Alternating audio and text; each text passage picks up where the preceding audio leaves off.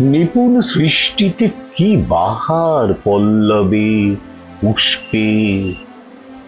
পুষ্প যেমন সৌরভের সীমাবদ্ধতা রাখতে জানে না, কবিও কোনো সম্পর্কে আবদ্ধ থাকতে পারে না।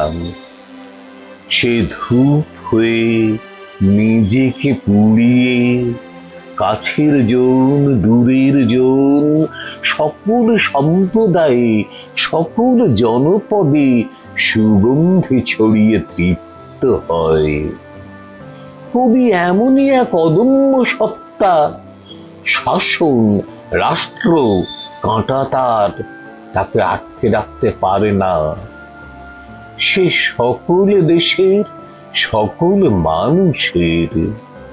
বৃষ্টি তাকে ভেজাতে পারে না, বৃষ্টির ফোঁটায় খুঁজে পায় কবিতার ৭ রং। আগুন তাকে পোড়াতে পারে না, আগুনের স্বর্ণালী আভায় আঁকে সত্যের ছবি, জীবনের ছবি, পরমের ছবি।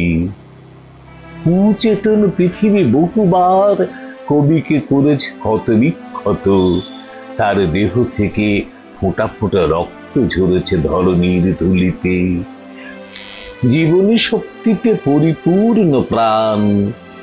কবি হেসে হেসে বলেছে, তোমার পেশি শক্তি ছুঁয়েছে আমার দেহ, আমাকে ছুঁতে পারোনি, ছুঁতে পারবে না তোমরা কেউ। চেতনার কোনো ভয় নাই, ধ্বংস নাই, মৃত্যু নাই। কবি বেঁচে থাকে মানুষের হৃদয়ে। কবির মৃত্যু নাই, কবি মৃত্যুঞ্জয়ী।